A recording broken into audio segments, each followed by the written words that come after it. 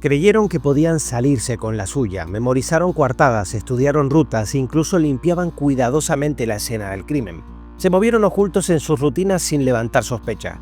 Pero la arquitectura del crimen siempre tiene una fisura, un ticket que no cuadra, un testigo inesperado, pero el error siempre viene del mismo lugar. Y es que la línea que separa el crimen perfecto del imperfecto es muy fina. A veces su propia confianza se sostiene en el orgullo, la soberbia y la ilusión de tener todo bajo control.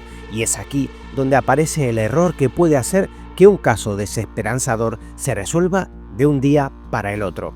Hoy vamos a seguir ese hilo en 10 casos que parecían blindados, historias donde el detalle mínimo marcó la diferencia. Recuerda que detrás de cada caso hay víctimas, culpables y secretos. Recuerda que esto es Crónicas del Crimen. Y si te gusta este tipo de historias, solo tienes que suscribirte, dejar tu like, dejar un comentario con tu opinión o proponiendo un tema y seguir mi contenido. 4 de octubre de 2018. Jardines de Morelos, Ecatepec. Hasta ese día lo que había era miedo y piezas sueltas. Desde 2012, en ese municipio del Estado de México se acumulaban desapariciones y hallazgos que sugerían un patrón contra las mujeres. Rutas cotidianas que se cortaban, teléfonos que se apagaban en el mismo radio, testimonios que apuntaban a un punto ciego del barrio. La investigación avanzaba a trompicones, búsqueda de familiares, oficios a compañías telefónicas, cateos sin hallazgos concluyentes. No había un rostro claro, lo único nítido era el territorio, una zona de Ecatepec donde la violencia de género ya era parte del paisaje.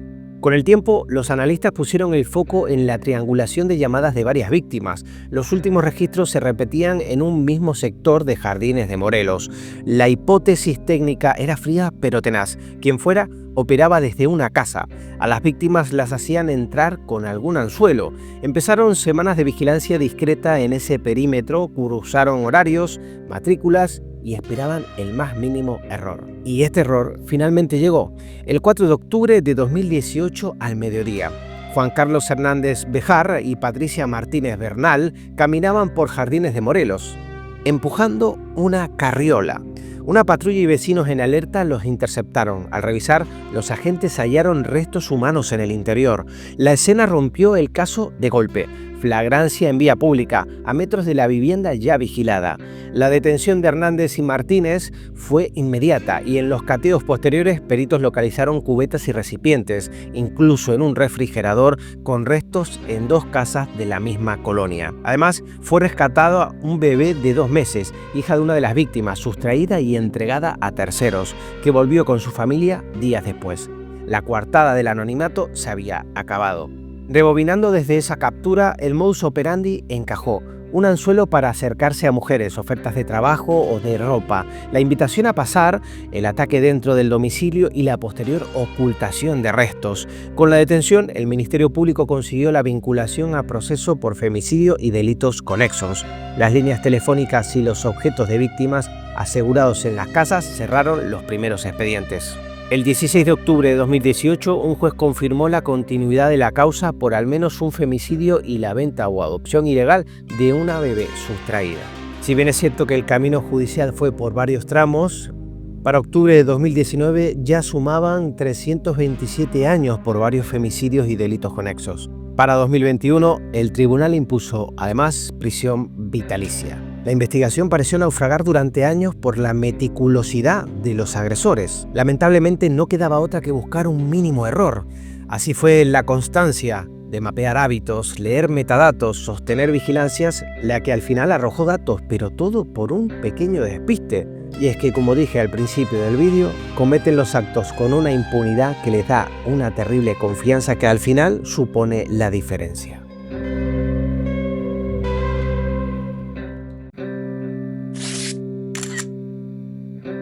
Sábado 15 de mayo de 2021, calle de las Margaritas, Colonia Lomas de San Miguel, Atizapán de Zaragoza, Estado de México. Hasta ese día, lo que se sabía eran desapariciones recientes en la zona y la denuncia urgente por Reina González Amador, de 34 años, vista por última vez el 14 de mayo. No había un sospechoso claro, solo un vecindario tranquilo, un taller de reparaciones cercanas, rutinas previsibles y búsquedas que se multiplicaban sin resultados. El caso parecía otro expediente más empujado por la inercia de las estadísticas. Las primeras diligencias chocaron con puntos muertos, versiones contradictorias sobre la última ruta de Reina, fragmentos de cámaras sin ángulo útil, vecinos que describían a un hombre mayor, correcto, solitario, difícil de imaginar como agresor.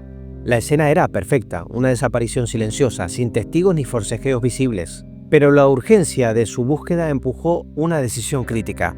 El sábado 15 de mayo de 2021, en la calle Margaritas, colonia Lomas de San Miguel, en Atizapán, la búsqueda urgente de Reina González Amador llevó a agentes de la Fiscalía del Edomex a catear la casa de Andrés Filomeno Mendoza Celis. En el inmueble hallaron restos humanos, pertenencias de varias mujeres, incluso libretas con nombres y vídeos. Reina fue localizada ahí. Mendoza quedó detenido ese fin de semana y fue presentado ante la autoridad en los días posteriores. A partir del cateo, el anonimato del buen vecino se quebró en minutos y el caso se convirtió en una pesadilla. Se aseguró el previo, ampliaron los perímetros y los trabajos forenses y con el paso de los meses contabilizaron miles de restos óseos recuperados. La investigación reveló una persistencia criminal de años y un modus operandi doméstico: captar, llevar al inmueble y luego ocultar. No hacía falta más que un error para derribar el plan. La reacción inmediata ante la desaparición de Reina, que activó el cateo y convirtió una sospecha difusa en evidencia. Si bien Mendoza acabaría para siempre en la cárcel, para junio de 2022 la cifra de indicios forenses recuperados había escalado a 4.600 restos óseos, un volumen que explica la magnitud del trabajo pericial y la extensión del daño provocado por este monstruo. Pero lo más importante es que nada de esto habría salido a la luz sin la búsqueda inmediata de una mujer desaparecida, aunque lamentablemente también fue víctima de este monstruo.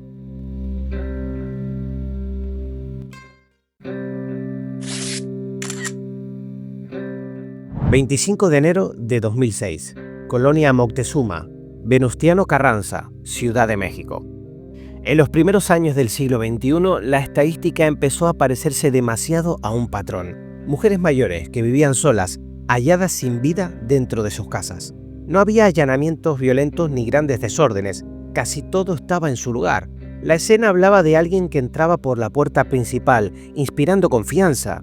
La prensa y la policía coincidían en algo inquietante: si había sido un asesino serial, se movía entre la rutina sin llamar la atención.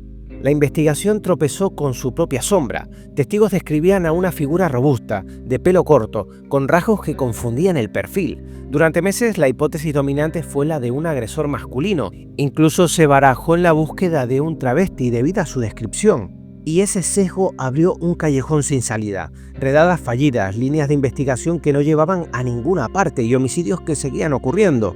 El margen de error crecía con cada cuerpo hallado. El tiempo también. Las autoridades admitieron muy tarde la posibilidad de un asesino serial y cuando lo hicieron, la presión pública ya era insoportable. Los peritos buscaban una aguja en un pajar, fragmentos de huellas latentes aquí y allá, piezas que sugerían sospechosos que no cerraban ninguna imputación. En algunos de los expedientes aparecía siempre la misma lógica: acceso sin violencia, es decir, de alguna manera conseguían la confianza de la víctima. Estrangulamiento por ligaduras, es decir, hecho con cordones o cables, y el robo de cosas pequeñas, a veces objetos religiosos, a veces documentos. El rompecabezas era extraño, pero parecía estar armado. Aún así, faltaban piezas que eran críticas. Hubo intentos de acercarse por el lado estadístico y por el geográfico: horarios, delegaciones, recorridos probables, nada definitivo. El perfil criminológico hablaba de una persona metódica, cuidadosa, capaz de ganarse la confianza de mujeres mayores, presentándose como alguien que ofrece ayuda, una revisión médica, un trámite, una conversación. Pero el quién seguía siendo un misterio.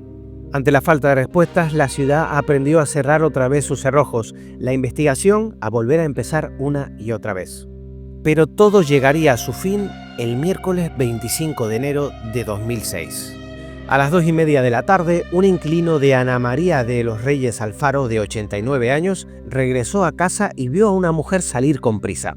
En la sala yacía su arrendadora, en el cuello la manguera de un estetoscopio. El testigo pidió ayuda y una patrulla del sector Balbuena, la unidad 1050, que estaba a metros, intervino y la detuvo tras una breve persecución. Por primera vez, la cadena entre una escena y una sospechosa no era una conjetura, era flagrancia.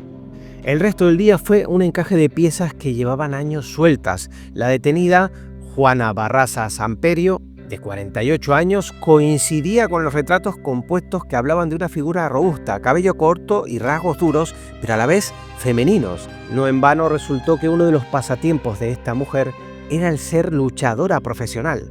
En sus bolsas, los agentes reportaron documentos de programas para adultos mayores e instrumental médico, el tipo de utilería que podría abrir puertas sin violencia. En conferencia de prensa, la autoridad informó que con las 10 huellas completas tomadas al momento de la detención, peritos pudieron vincularla con al menos 10 expedientes previos donde solo había quedado fragmentos. El rompecabezas por fin tenía forma y las piezas se ajustaban a la perfección. La captura también derrumbó un mito operativo, el de la invisibilidad perfecta. En realidad había errores mínimos, horarios que no cuadraban, huellas parciales que se repetían, un patrón de acceso por confianza que se consolidaba caso por caso. La diferencia fue el encuentro en tiempo real y la reacción inmediata, un testigo que siguió a la sospechosa, policías a un par de metros, un estetoscopio convertido en prueba definitiva. Todo por un descuido y la actitud valiente de un testigo que decidió hacer la diferencia. El proceso judicial avanzó con la escena de Moctezuma como ancla. Barraza confesó ese homicidio y negó otros. La fiscalía llevó a juicio un conjunto de casos que cerraban con prueba material y testimonios. Fue así como en abril de 2008, un tribunal la condenó a 759 años de prisión por 16 homicidios y robos. Así, la Mataviejas, el apodo con el que la prensa la había bautizado, por fin dejaba de ser un fantasma y tenía rostro.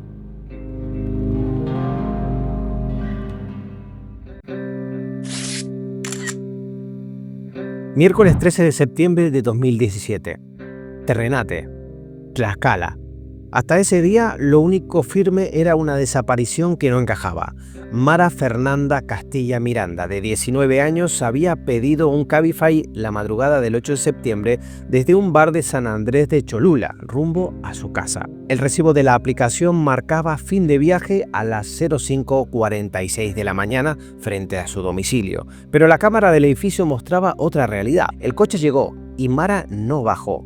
No había testigos útiles. El único perfil era el conductor asignado por la plataforma. La hipótesis de una dejada anormal se caía a pedazos. La investigación, sin embargo, no tenía aún un nombre propio. Los puntos muertos se multiplicaron en horas, tramos de ruta sin cámara, declaraciones que no aportaban nada y un reloj que corría en contra. Entonces aparece lo que sostiene cualquier investigación cuando todo lo demás falla: los datos. El cruce de registros de Cabify y geolocalización empezó a dibujar un camino que no llevaba a casa, sino a la periferia. Con esa trazabilidad, los agentes siguieron un rastro frío hasta Tlaxcala. Al mediodía del 13 de septiembre, en Terrenate, detuvieron al chofer del servicio, Ricardo Alexis Díaz. A falta de retrato robot, el nombre salió en los sistemas. Ya no era una conjetura, era realidad. Con el detenido identificado, la cronología se rearmó. La Fiscalía de Puebla reconstruyó que tras recoger a Mara, Ricardo Alexis la llevó a un motel y allí la agredió sexualmente y después la estranguló. Las cámaras del establecimiento situaron su vehículo entre las 6:47 y las 8:15 del viernes 8. Al salir, faltaba una sábana y una toalla. Días después, el cuerpo de Mara fue hallado cubierto con una sábana en un paraje cercano a la autopista Puebla-Orizaba. Finalmente, donde la investigación inicial afirmaba que había llegado a casa, la aplicación y los cateos de cámaras de seguridad lograron dar luz a este terrible asesinato. En abril de 2021, un tribunal de Puebla declaró culpable a Ricardo Alexis Díaz del feminicidio de Mara y lo condenó a 50 años de prisión, un caso que logró cerrarse a pesar de la confianza del asesino. Jueves 6 de julio de 2017, Ciudad de México. Hasta ese día, el expediente parecía decir poco y demasiado al mismo tiempo. Lesbi Berlín Rivera Osorio, de 22 años, había sido hallada muerta el 3 de mayo de 2017 en Ciudad Universitaria, junto a una caseta telefónica. La versión oficial más repetida hablaba de suicidio, pero la cronología no cerraba. El levantamiento de la escena fue deficiente y, sobre todo, la discusión pública presionaba para que se mirara la evidencia sin prejuicios. Entre los días 6 y 7 de julio, la Procuraduría Capitalina detuvo al novio de Lesbi por homicidio doloso por omisión, un viraje que abría otra lectura del caso. Pero, ¿qué se sabía hasta entonces? que las cámaras de la UNAM captaron a la pareja en las horas previas discutiendo y con agresiones físicas del hombre hacia Lesbi, a pocos metros del sitio donde apareció el cuerpo, y que los primeros dictámenes forenses no encajaban con un ahorcamiento autoinfligido sin más, estrangulamiento con el cable de teléfono de la caseta. La hipótesis de no hubo delito empezó a resquebrajarse. El detalle que provoca la detención no es espectacular, pero sí decisivo. El vídeo más la necropsia contradicen la narrativa inicial. Con esa base, el jueves 6 de julio de 2017, la autoridad asegura al entonces novio y lo vincula a proceso días después, todavía bajo la figura de homicidio por omisión. El nombre, que hasta entonces no queríamos adelantar, queda asentado en autos y en prensa. Jorge Luis González Hernández, de 29 años. No encajaba con la caricatura del agresor anónimo, era la pareja, visible en cámara, presente en la escena. En octubre de 2017, un tribunal reclasifica el caso a femicidio, desechando la hipótesis de suicidio. 2 años después, el 11 de octubre de 2019, un tribunal de enjuiciamiento declara culpable a González Hernández del femicidio de Lesbi, quien finalmente sería sentenciado el 18 de octubre de 2019 a 45 años de prisión. El detalle de todo apareció en los fundamentos forenses, y es que el cable no tenía nudo y además las uñas de la víctima tenían sangre del agresor. Viernes 6 de diciembre de 2019, Ciudad de México. Hasta ese día la investigación parecía naufragar entre horas perdidas y cateos tardíos. A finales de octubre de 2019, en Villa Santín, Toluca, la familia de Jessica Guadalupe Jaramillo, de 23 años, había señalado una casa concreta. Acamparon frente a ella durante días, convencidos de que allí estaba su hija. La orden judicial llegó el 30 de octubre y el cateo destapó el horror. 3 mujeres sin vida dentro del inmueble, una en el baño, 2 enterradas en el patio, bajo una perrera. Para entonces, el ocupante de la casa ya había huido y el caso se convirtió en una cacería con presión nacional. La frustración era doble. Había cuerpos y escena, pero no captura. Las pistas tradicionales, cámaras, radios de búsqueda, rutinas, no alcanzaban. Y sin embargo, el sospechoso no se escondía del todo. Alardeaba en redes sociales, llegó a amenazar con matar de nuevo si no le devolvían a sus mascotas incautadas durante el cateo. Ese perfil narcisista generó una vía inesperada, el contacto directo con activistas. La periodista y defensora Frida Guerrera mantuvo interacciones con él y compartió información con las autoridades. Un rastro digital que, sumado al trabajo del campo, ayudó a encontrarlo. El 6 de diciembre de 2019, agentes ministeriales lo detuvieron en la Ciudad de México. El nombre que cerró el círculo apareció en los partes oficiales. Óscar García Guzmán, de 29 años, apodado después por la prensa como el monstruo de Toluca. Su captura no vino de una huella en el lugar ni de un reconocimiento en la calle, sino de su propia exposición, publicaciones, mensajes y llamadas que lo traicionaron. Con él bajo custodia, la Fiscalía enlazó lo hallado en Villa Santín con desapariciones previas y abrió procesos por femicidio, homicidio, desaparición y violación. El modus operandi reconstruido a partir del cateo y testimonio fue doméstico y sostenido en el tiempo. Captaba a las mujeres de su entorno, incluida Jessica, a quien conocía del ámbito universitario. Las llevaba a su casa, las agredía y ocultaba los cuerpos en baño o patio. La casa se convirtió en un lugar de memoria forense. Cada habitación aportó indicios y la cronología de los hechos. El caso dejó de ser una especulación y se tradujo en sentencia. El veredicto llegó en capas. Por el feminicidio de Jessica, el 31 de marzo de 2022, un tribunal de Tenango del Valle le impuso 62 años y 6 meses. Para octubre de 2023 acumulaba 7 condenas, 4 por femicidio, 1 por homicidio, 1 por desaparición y 1 por violación, que sumaban en total 335 años de prisión. La investigación, que parecía trabada a pesar de haber encontrado el lugar donde habían ocurrido las cosas, se había resuelto finalmente por un descuido del propio agresor. Sábado 3 de marzo de 2012. La Malinche, Magdalena Contreras, Ciudad de México. Hasta ese día la investigación parecía un banco de niebla. Mujeres jóvenes halladas sin vida en Naucalpan, Tlalnepantla y Cuautitlán Izcalli, con puntos que no terminaban de unirse. Desde mediados de 2011 aparecían patrones: últimas horas de la noche, trayectos desde o hacia Metro Chapultepec, Valle Dorado y cuerpos abandonados en vía pública. La hipótesis que crecía y desesperaba era que el agresor operaba sobre un microbús de la Ruta 2 y elegía la última pasajera. pero no había un perfil o un nombre y las víctimas aumentaban. La autoridad enumeró 7 feminicidios entre julio de 2011 y enero de 2012 con la misma firma. Los puntos muertos eran serios, cámaras escasas, identidades difusas y un modus operandi que se desvanecía al final del recorrido. La primera grieta provino de una sobreviviente. Esa mujer, identificada en la prensa como Jazmín, denunció e identificó al chofer, aportó rasgos y dinámica de ataque y empujó a la fiscalía a centrar la mira en un microbusero de la Ruta 2. Con ese testimonio las cosas se movieron. El 26 de febrero de 2012 se detuvo en la Ciudad de México a César Armando Librado Legorreta. Pero la frustración volvió de golpe, ya que se fugó horas después, lo que forzó un operativo nacional y hasta una recompensa de $1 millón para recapturarlo. El detalle que terminó por derrumbar su plan no fue forense ni balístico, fue humano. En la fuga, Librado cayó desde una altura considerable al salir por una ventana y quedó lesionado de la columna.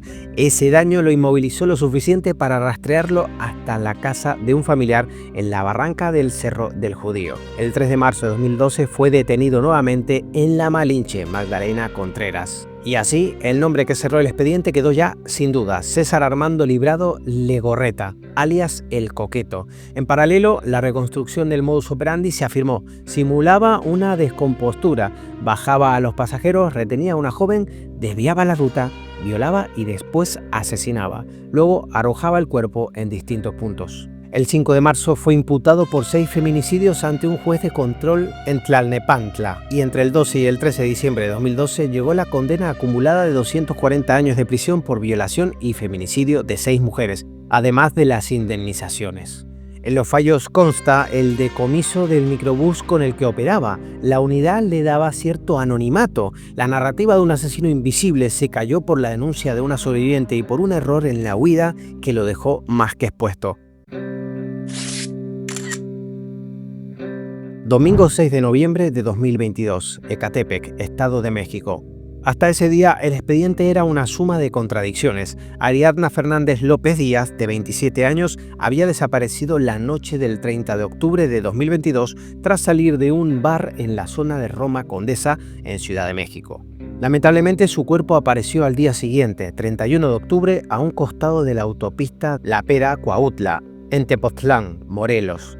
La primera necropsia de Morelos habló de intoxicación alcohólica y broncoaspiración, una conclusión que desarmaba la hipótesis de feminicidio y congelaba la búsqueda de responsables. La familia y colectivos no aceptaron este cierre. Fue así como la Fiscalía de Ciudad de México practicó una segunda necropsia, trauma múltiple por golpes. La cronología cambiaba de rumbo, pero aún no tenía nombres ni una escena que unir con precisión.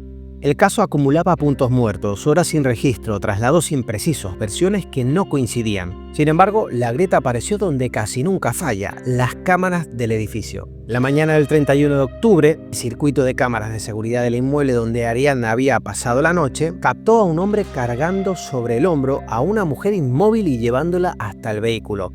Esa secuencia derrumbó la idea de una muerte sin terceros y a la vez fijó un posible punto de salida del cuerpo. Con esa nueva pieza, la investigación tomó un nuevo rumbo. La detención llegaría en 2 actos. Domingo 6 de noviembre, agentes capitalinos detuvieron a Vanessa N. en Ecatepec por su presunta participación. Era la amiga que había pasado la noche con Ariadna y quien la llevó al departamento. El lunes 7 de noviembre, el hombre del vídeo, Rautel N., se entregó en la Fiscalía Especializada en Feminicidios de Monterrey, Nuevo León, después de que la Ciudad de México hiciera públicos los indicios, los vídeos del edificio, la ruta y la necropsia. La paradoja era brutal. Rautel había asistido al velorio y dado declaraciones a los medios. Su anonimato no cayó por un retrato robot que va de boca en boca, sino por datos duros que demostraban que él había sido quien cargó esa noche a Ariadna. A partir de ahí el procedimiento continuó: vinculaciones a proceso por feminicidio para ambos, prisión preventiva para Rautel y aplicaciones de investigación que incluyeron nuevos cargos de desaparición del cuerpo. Los procedimientos de Morelos quedaron cuestionados públicamente. Una vez más, el plan se cayó por su propio peso y un detalle crucial: un vídeo en el que se veía al agresor cometiendo un flagrante delito. Sin embargo, hoy el proceso sigue abierto. Rautel N. y Vanessa N. permanecen vinculados al proceso. Él en reclusión preventiva. El caso expuso algo más que una responsabilidad penal. Mostró cómo una cámara y un dictamen forense pueden corregir una historia que parecía cerrarse por costumbre y además por mala praxis de las autoridades. Sin embargo, donde no habían testigos en el siglo XXI aparecen las imágenes que hablan. Miércoles 19 de febrero de 2020. Ejido Tlazala, municipio de Isidro Fabela, Estado de México. Hasta ese día, el expediente tenía un rostro borroso. Una mujer captada por las cámaras de seguridad llevándose de la mano a Fátima Cecilia Aldiguet, de 7 años, al salir de su primaria en Santiago Tulyehualco, Xochimilco, el 11 de febrero de 2020. El vídeo, difundido por Fiscalía, fijó la secuencia y el atuendo, suéter a rayas y falda negra, pero no el nombre. 4 días después, el 15 de febrero, la menor apareció sin vida, envuelta en bolsas en la alcaldía de Tláhuac. La necropsia confirmó violencia sexual y estrangulamiento. El caso, que ya había conmocionado al país, se llenó de silencios. Una mujer sin identificar, un trayecto sin testigos que la vincularan con un domicilio y una familia que empujaba la investigación a contrarreloj. En esas primeras 48 o 72 horas, cateos de Xochimilco aportaron piezas, ropa y zapatos de la niña localizados en una casa vinculada a la mujer del vídeo. Las cámaras de la zona y el apoyo vecinal cerraron el círculo sobre una pareja sin antecedentes mediáticos. Él, trabajador informal, ella, conocida en el barrio. Aún así, el eslabón crítico seguía faltando, localizarlos. El 19 de febrero el error apareció lejos de la capital. Tras rastreos coordinados, policías de investigación de Ciudad de México, autoridades del Edomex y la Guardia Nacional ubicaron a la pareja en el ejido Tlazala y realizaron la detención. Ahí se revelaron los nombres que hasta entonces evitábamos: Gladys Giovanna Cruz Hernández y Mario Alberto Reyes Nájera. No cayeron por una huella dactilar ni por un reconocimiento en la calle, sino por lo que la cámara vio, lo que el cateo confirmó y lo que el vecindario finalmente se atrevió a contar. En la vinculación a procesos se establecieron los delitos de secuestro agravado y feminicidio. La narrativa de desapariciones irresponsables se disolvió frente a la línea de tiempo. En paralelo, la Fiscalía Capitalina detalló que la identificación de la mujer se logró gracias a las cámaras de seguridad y a indicios levantados en Xochimilco. El plan de estos dos criminales, que consistía en mover a la niña por calles conocidas, desaparecerla y luego diluir la pista lo mayor posible, quedó expuesto gracias a las cámaras de seguridad. El veredicto tardaría en llegar, ni más ni menos que este mismo año. El 30 de abril de 2025, un tribunal de enjuiciamiento de la Ciudad de México condenó a 170 años de prisión a Gladys Giovanna Cruz Hernández y Mario Alberto Reyes Nájera. 100 años por secuestro agravado y 70 por femicidio. Sábado 10 de junio de 2017. Chimalhuacán, Estado de México. Hasta esa mañana el caso solo tenía fragmentos. Una niña de 11 años desaparecía la tarde del jueves 8 de junio tras abordar una combi de la Ruta 40 en Nezahualcóyotl y un hallazgo que heló a la ciudad. El viernes 9 la policía local encontró el cuerpo dentro de una unidad estacionada en la colonia Benito Juárez con signos de violencia sexual. La ruta del vehículo había sido seguida por cámaras hasta el cruce de Indio Triste y Sor Juana y luego se perdió. La investigación sabía dónde había terminado la unidad, pero no sabía todavía quién iba al volante cuando todo ocurrió. Los puntos muertos se amontonaban, decenas de unidades con vídeos polarizados y números económicos que se repiten. Choferes sin registro biométrico y una última lluvia que obligó al padre a subir a su hija a la combi para protegerla. Detalle que redujo el trayecto a 6 o 7 cuadras, suficientes para desaparecerla del mapa. La presión vecinal de la Benito Juárez y los recorridos nocturnos dieron pistas, pero no un nombre. Hasta entonces el sospechoso era apenas un perfil. Un chofer de la Ruta 40, probablemente solo en el derrotero, con capacidad de romper la ruta sin testigos. El detalle que quebró el plan fue logístico, no forense: rastrear la unidad específica hasta llegar al conductor. Esa cadena llevó a un operativo en Chimalhuacán y la mañana del 10 de junio a la detención del chofer de la unidad donde fue hallada la víctima, José Octavio Sánchez Razo, de 42 años. En ese instante, la identidad dejó de ser conjetura: un chofer en custodia, ligado por ruta, tiempo y vehículo al sitio del hallazgo. La fiscalía confirmaría después que se trataba de la unidad 278 de la Ruta 40. Con el detenido identificado, la reconstrucción del modus operandi adquirió contornos. El conductor desvió la ruta, retuvo a la menor dentro de la combi y tras el ataque abandonó el vehículo con el cuerpo en el asiento del copiloto a unas calles de la base. La combi, el escenario móvil que le daba anonimato, se volvió su propia trampa. Dejó hora, lugar y recorrido para ser ubicada y asegurada. El caso finalmente salió de su propia oscuridad. La resolución judicial, sin embargo, nunca llegaría. José Octavio Sánchez Raso fue ingresado al penal de Nesabordo y 3 días después, el 15 de junio de 2017, apareció muerto en su celda. La autoridad estatal informó que se había desvivido por ahorcamiento y abrió investigaciones administrativas en el centro penitenciario. Con la muerte del imputado, el proceso penal se extinguió, la carpeta quedó sin sentencia y la familia sostuvo su exigencia de verdad y reparación por otras vías. Sin embargo, el caso lamentablemente terminó ahí. 10 historias y un mismo patrón, la confianza en la creencia de que nadie los ha visto. Cuando el criminal se siente seguro, el error aparece, y cuando el error aparece, la verdad encuentra un camino. Hoy seguimos hilos mínimos, una cámara, un horario, una ruta, un testigo, y bastó para que todo el tejido se diera.